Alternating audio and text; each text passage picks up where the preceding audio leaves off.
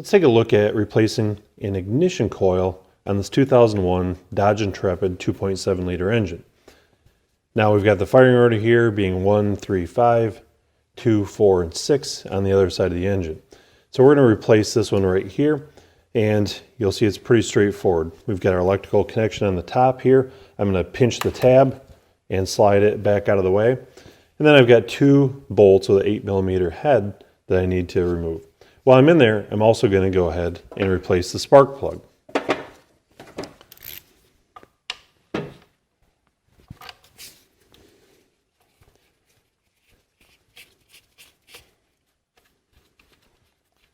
Now the ignition coils on this vehicle are quite accessible. We don't have to remove any intake manifolds or anything like that to get at any of them.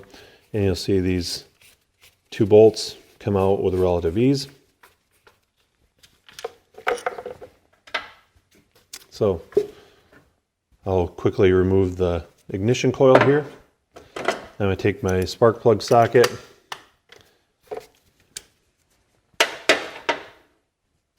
using an extension here as well, but I'm going to remove the spark plug.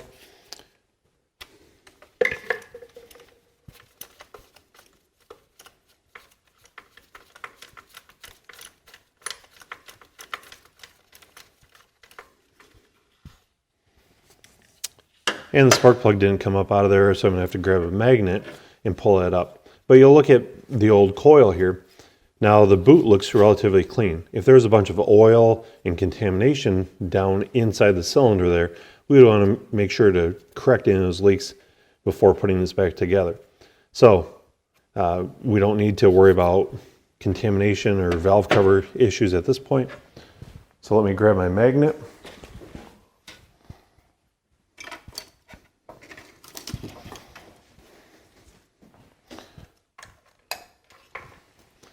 And I can pull the spark plug up out of there. Now again, looks pretty clean up here. There's no oil leaking down into it. You can see the thing may have been burning a little bit of oil here, but with over 200,000 miles on the odometer, I'm not overly concerned with that. We'll set our new plug down in there.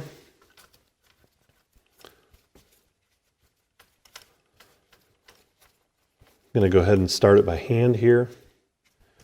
Get it as far as I can by hand. Go ahead and snug it down with a ratchet. Take my new ignition coil, pop it into place.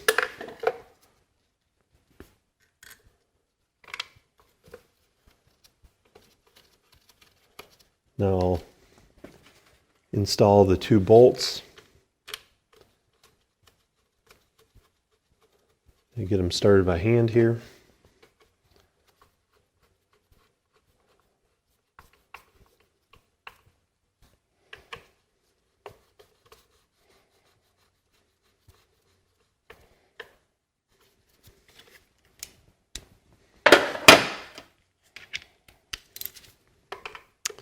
And finally I'll use a ratchet to snug them down, get the coil locked down into place.